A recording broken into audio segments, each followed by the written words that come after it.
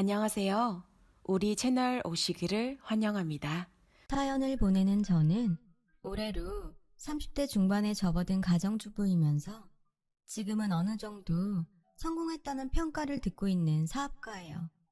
친정 어머니와 함께 시작했던 음식 관련 사업이 성공을 이루면서 지금에 이르게 되었죠. 제가 성공을 이루기 직전, 그러니까 20대 후반에 갓 결혼한 세대기던 시절 이야기랍니다. 남다른 음식 솜씨를 가진 친정 엄마의 영향을 받아서일까요? 대학교에서 식품영양학과를 전공하게 되었어요. 졸업하던 겨울부터 곧장 어느 요식업 회사에 사무직으로 근무하게 되었고요. 그 즈음 만나기 시작한 남자친구가 바로 지금의 남편이에요. 남편은 저와 같은 대학의 호텔 경영학과 출신이었고 어느 호텔에 근무하고 있는 사회초년생이었어요. 저희 둘 모두 넉넉한 집안 형편은 아니었기에 치열한 사회초년생 시절을 보냈죠. 그 바람에 연애 기간도 꽤나 길어졌고요. 그 긴 연애 시간을 지탱할 수 있었던 건 당연히 저희의 깊은 사랑 덕분도 있었지만 친정엄마의 밥심 또한 한몫 단단히 거들었어요.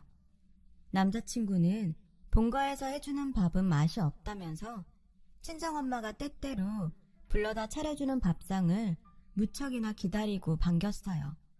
친정어머니와 저는 고봉밥을 매번 복스럽고 맛나게 뚝딱 해치우는 그를 보며 사위감이구나, 남편감이구나 싶더랬어요. 그렇게 긴 연애 기간이 흐른 뒤 각자의 직장에서 자리를 잡게 된 저희는 자연스럽게 결혼 준비를 시작했고요. 결혼 준비를 시작하면서부터 남편이 왜 그렇게 본가의 밥을 싫어했는지 딱 느낌이 오더라고요. 원인은 바로 시어머니였죠. 시어머니는 건강을 아주 끔찍하게 생각하는 사람이었는데요. 본인 스스로 그 건강의 비결을 채식이라고 입이 닳도록 강조할 만큼 강력한 채식주의자였어요.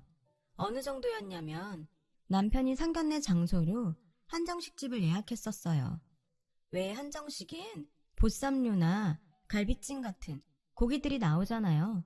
그게 마음에 들지 않았는지 본인 먹을 음식들을 직접 싸왔더라고요. 시어머니는 조리도 되지 않는 날것 그대로의 채소들을 식탁에 늘어놓으면서 투덜투덜 음식 투정을 늘어놓았고 그 말을 듣는 저와 친정엄마는 세상에는 참 다양한 사람들이 많구나 싶었어요. 이건 뭐 사람 먹으라고 내어놓은 음식들인지 아니면 먹고 죽으라는 음식들인지 채식 좋아하시나 봐요. 좋아한다기보다는 말이야 바른 말이지 인간은 원래가 초식동물이야 초식동물 그렇게 생각하시는구나. 그런데 이 자리에도 고기 안 들어간 음식들은 많지 않나요? 그렇게 보이긴 보여도 밖에서 사 먹는 음식들은 도통 믿을 수가 없어. 네? 뭐 하나 동물 성분이 없는 음식들이 없잖니. 고추장에도 동물성 성분 조미료가 들어가 있고 김치에 들어간 젓갈도 동물성 성분이고 된장찌개에도 하다못해 멸치 육수라도 썼겠지. 동물성 성분들은 하나같이 독이에요. 사람 죽이는 독. 네. 여러분들께서는 비건이라는 말을 혹시 들어본 적 있으신가요?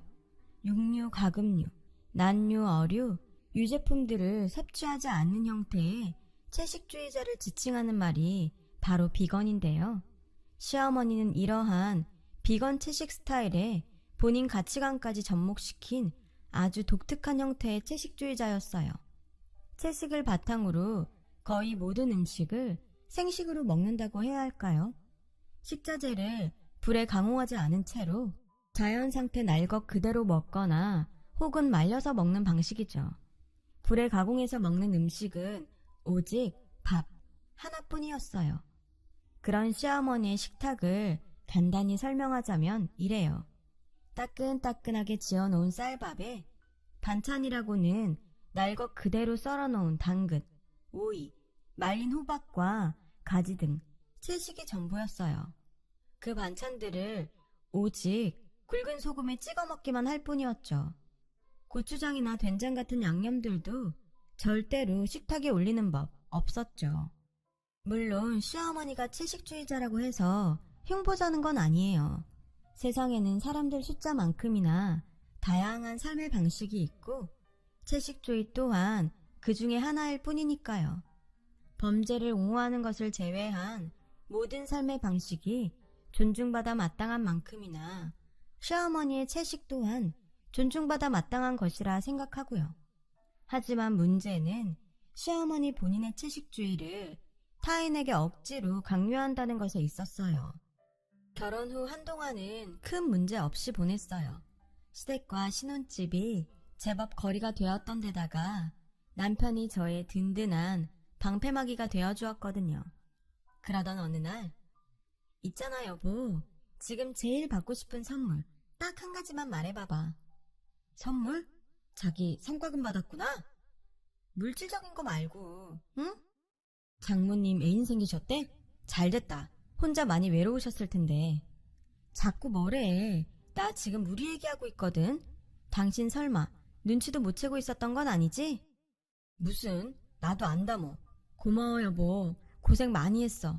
앞으로 더 열심히 살자 우리. 아들인지 딸인지는 안 물어봐? 그게 뭐가 중요해. 아들이든 딸이든 건강하게 낳아서 잘 키우면 되는 거지. 왜 그렇게 빤히 봐? 당신 표정이 완전 기뻐하는 사람 같지는 않아서. 왜? 아빠 되는 거 부담돼? 부담이라기보다는 그래, 숨길 일은 아니니까. 나 해외 연수 기회 잡았어. 한 3, 4년 외국에 있는 호텔에서 근무하게 될 것 같아. 에이, 난 또 뭐라고. 좋은 일이잖아. 태어날 아이의 부모이기 전에 당신에게도 당신의 삶이 있는 거고. 아이는 나랑 친정엄마가 잘 돌볼게. 마음 편히 다녀와. 얘기는 고마운데 난 자꾸 우리 엄마가 걱정돼가지고. 시어머니가 왜? 채식? 걱정하지 마. 설마 임신한 며느리한테까지 강요하겠어? 그래도 마음이 좀... 정말 괜찮겠어? 진짜지 그럼. 내 가정은 내가 지킨다. 와이프 믿지? 남편은 그렇게 저희 전폭적인 지지를 받으며 해외 연수를 떠났습니다. 혼자 남겨진 저는 임산부로서 그리고 사회인으로 최선을 다했어요. 그러던 어느 날 저는 뜻밖의 진단을 받게 되었어요. 유산 위험이 있다는 진단이었는데요. 다행히 큰 위험은 아니었어요. 다른 임신 초기의 임산부들보다 아주 조금 위험이 높을 뿐 정상적인 생활에 지장을 주거나 크게 신경 써야 할 정도는 아니었어요. 하지만 호시탐탐 저에게 희한한 형태의 채식을 전파할 기회만을 노리고 있던 시어머니에게는 약간의 유산조짐이 있다는 소식이 빌미가 되어버렸던 모양이었죠. 제가 진단을 받아들기가 무섭게 저를 시댁 식탁에 불러다 앉히더라고요. 그 식탁에는 당연하게도 시어머니 스타일의 채식 식단이 차려져 있었고요. 사부인 통해서 얘기 들었다. 유산조짐이 있다지? 다행히 심각한 정도는 아니래요. 몸에 무리가 갈 만큼 격렬한 운동 같은 걸 당분간 삼가하라는 얘기였지 약을 먹는다던가 치료를 받아야 한다던가 하는 정도는 아니라네요. 땡! 그게 어미 될 사람 입에서 나올 얘기야? 네? 솔직히 태아가 위험한 상태인 것이 다 누구 때문이니? 다 너 때문이잖아. 혹시 지금 제가 음식을 함부로 먹어서 그렇다는 얘기를 하시려는 건가요? 당연하지. 인간은 원래가 채식동물인데 동물성 성분을 함부로 섭취하니까 유산 위험이 안 생기고 백이겠냐 그 말이다 내 말이. 어머니, 사람이 건강하게 살아가기 위한 필수 영양소라는 것이 있는데요. 시끄럽고 오늘부터 매일 저녁은 여기 와서 먹거라.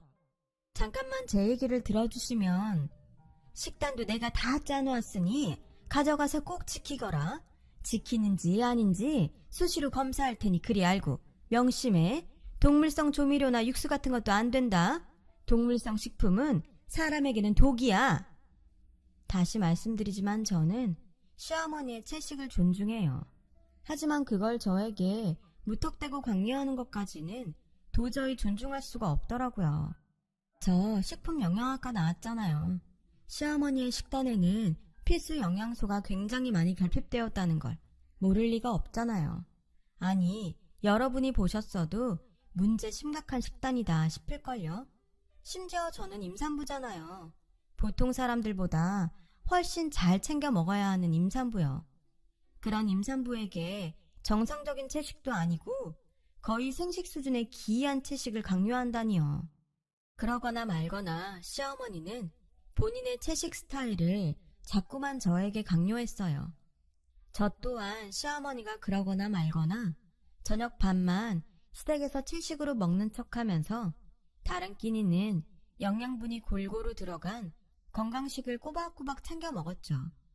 시댁에서의 저녁 식사 자리나마 시어머니의 채식에 맞춰주는 척했던 이유는 간단했어요. 아무리 걱정할 정도의 위험은 아니라지만 어쨌거나 유산의 조짐은 썩 달가운 소식은 아니니까요. 행동 하나하나 신경 쓰이는 상황에 시어머니와의 마찰로 인한 스트레스까지 받을 수 없다는 생각이었어요. 참 다행스럽게도 친정어머니가 저와 태아의 건강을 지키는데 아주 큰 도움을 주었죠. 친정엄마는 임산부 딸을 위해 매일같이 새로운 반찬을 해다 주셨고 저는 맛도 좋고 영양소도 풍부한 친정엄마의 음식 덕분에 유산 위기를 극복해 나갈 수 있었어요. 하지만 시어머니도 부모다 생각하고 솔직하게 털어놓으렴. 네? 낮에 고기 먹었니? 무슨 말씀이신지. 무슨 말씀이기는 너한테서 고기 냄새가 나서 하는 말씀이지. 순간 저는 기겁을 하고야 말았어요. 시어머니가 초능력자인가 싶었어요. 그날 점심에 소고기 묵국을 먹었거든요. 그런 저의 표정을 읽었는지 시어머니의 호통이 이어졌어요. 네가 이럴수록 아이의 건강을 해치는 길이라는 것만 알아둬. 명색이 애미가 돼가지고 뱃속에 태아를 죽이는 꼴이야. 아무리 그래도 말씀이 너무 심하시네요. 정작 태아의 건강을 해치고 있는 사람이 누군지도 모르면서. 더 말할 것도 없다. 이대로 유산하는 꼴을 잠자코 지켜보느니 옆에 바짝 붙어서 직접 돌봐주는 수밖에. 시어머니는 그 길로 짐을 바리바리 챙겨 시댁을 나섰어요. 잠시 후 시어머니가 저를 이끌고 도착한 곳은 황당하게도 저의 신혼집이었어요. 제가 뭐라 말할 겨를도 없이 시어머니는 당연하다는 듯이 안방에 짐을 풀었고 저는 졸지에 작은 방으로 밀려난 신세가 되었어요. 제일 큰 문제는 시어머니의 기이한 채식 강요로부터 벗어날 방법이 완전히 사라졌다는 것이었죠. 한 집에 살게 되었으니 아침과 저녁 식사를 함께하는 건 당연했고 그나마 회사에서 먹는 점심마저 시어머니가 도시락을 싸주겠다며 나섰으니까요. 그 도시락은 물론 쌀밥을 제외한 모두가 생식 스타일의 채식 도시락이었어요.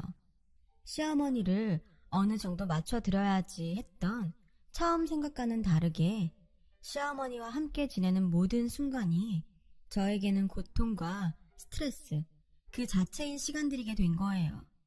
집에 있는 모든 시간에 저의 곁에 딱 달라붙어 채식 공부를 시켰어요. 식품 영양학 전공자인 저로서는 동의할 수 없는 내용들이었고요. 하다 이대로는 안 되겠다 싶었던 저는 결국 시어머니에게 맞서기로 했어요.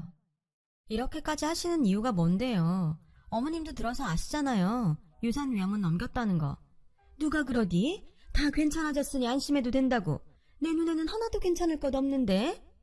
누가 그러긴요. 같이 산부인과 가서 들었잖아요, 분명. 왜요? 말도 안 되는 채식 강요하겠답시고 이제는 전문가인 의사까지 거짓말쟁이로 만들려고요? 넌 애가 꼭 그러더라. 한마디를 하면 두 마디를 알아들어야지. 한마디도 제대로 알아듣지를 못해. 제가 못 알아들은 얘기가 뭔데요, 도대체? 육식 성분은 독이야. 네 입으로 들어간 독은 고스란히 태아에게 축적된다. 육식 성분은 절대로 독 아니고요. 제 입으로 들어간 영양소가 태아에게 전해지는 건 맞지만 애초에 독이 아닌데 문제될 것도 없잖아요. 오히려 필수 영양소를 충분히 섭취하는 게 중요하지. 사람은 원래가 채식동물인데 육식 성분이 왜 독이 아니니? 대답해봐. 과학적 역사적으로 따져봐도요. 사람은 채식동물이 아니라 채식, 육식 함께하는 잡식성 동물이에요. 그 사실이 그렇게 싫으면 채식동물 혼자 지키면서 사시면 된다니까요. 강요하지 말고. 일 없다. 내 너를 꼭 채식주의자로 개조시키고야 말 것이야. 우리 손주를 위해서라도 그렇게 해야겠어. 막말로다가 너한테 쌓인 독과 같은 육식성분이 모유에 고스란히 남아서 우리 손주한테 갈 텐데 친할머니 입장에서 그걸 어떻게 보고만 있다든. 어머님, 난 말이다. 우리 손주가 태어나면서부터 채식주의자이면서 몹쓸 육식 따위는 모르는 올바른 삶으로 이끌고 싶어. 그게 내 솔직한 진심이다. 나 원참. 그쯤 해서 저는 할 말을 잃고야 말았어요. 아니, 제가 술, 담배라도 하고 다니면 또 몰라요. 기껏해야 과학적으로 밝혀진 진실에 따라 필수 영양소를 골고루 섭취하며 태아와 저의 건강을 돌보겠다는 거잖아요. 아이가 태어난 다음에도 그래요. 어린아이가 건강하게 성장하기 위해서는 필수 영양소의 섭취가 얼마나 중요한데요. 그래서 요즘 절에서조차 꼬꼬마 동자 스님에게는 일부러라도 고기를 먹인다고 하는 거고요. 그런데 시어머니이면서 친할머니 될 사람은 입만 열었다 하면 채식 만세, 인간은 채식동물, 육식 성분은 독, 이러고 앉았으니 거기다 대구선 제가 무슨 말을 더 하겠냐고요. 속위의 경읽기도 정도가 있는 거고 떠들어봤자 제 입만 아플 뿐이죠. 그렇게 한동안 다툼의 날들이 이어졌어요. 제가 시어머니께 시댁에 돌아가라고 넌지시 얘기를 꺼내보았자 역시나 씨알도 먹히지 않았죠. 그러는 사이 저의 식단은 온통 기이한 채식투성이었고요. 꽤 긴 시간 제대로 먹지 못한 데다가 극심한 스트레스까지 겪어버린 저는 결국 회사에서 근무하던 중에 쓰러지고야 말았어요. 쓰러진 원인은 당연히 영양실조와 극심한 스트레스, 무엇보다 충격이었던 사실은 저의 영양실조로 인해 태아가 전보다 훨씬 큰 유산 위기에 놓여버렸다는 것이었어요. 산부인과 의사로부터 진단을 듣는 내내 저의 뇌리에는 섬뜩한 생각이 스쳐가더군요. 이대로 시어머니가 곁에 있으면 나와 태아에게 똑같은 위협이 언제든 다시 닥쳐올 수 있겠구나. 아니, 분명히 닥쳐올 것이다. 무사히 출산을 마친다 하더라도 시어머니가 나도 모자라 아이에게까지 기이한 채식을 강요할 테니 아이의 건강에도 위협이 되겠지. 그래서 저는 시어머니를 저와 태아의 곁에서 떼어놓기로 결심했어요. 그런데 저와 친정엄마가 그 결심을 되새기며 집으로 돌아오던 순간 저희 모녀의 앞에는 충격적인 광경이 펼쳐졌어요. 친정엄마가 임신한 딸을 위해 냉장고에 가득 채워놓은 음식들을 시어머니가 동네 떠돌이 개밥으로 주고 있더군요. 그냥 음식도 아니고 친정엄마가 밤을 새워가며 만들어다 주신 정성 그 자체인 음식들을요. 저는 결국 격분하고야 말았어요. 지금 무슨 짓을 하는 건지 알고는 있으세요? 이깟 독쓰레기들 개밥으로 버리고 있잖니. 왜? 그게 문제라도 된다든?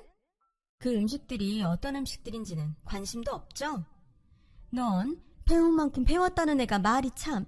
입은 틀어졌어도 말은 똑바로 하렴. 이게 어딜 봐서 음식이니? 아, 진짜.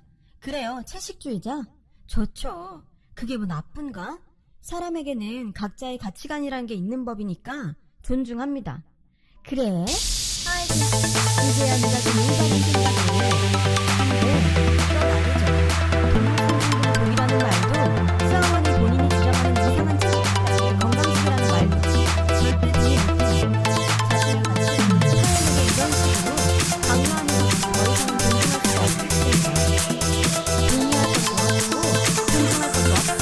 어린 생각이니까 넌 그냥 너 그것들을 하면서 시키는 대로 따라해. 음식을 잘 먹는 중에 공부하다가 쓰러져서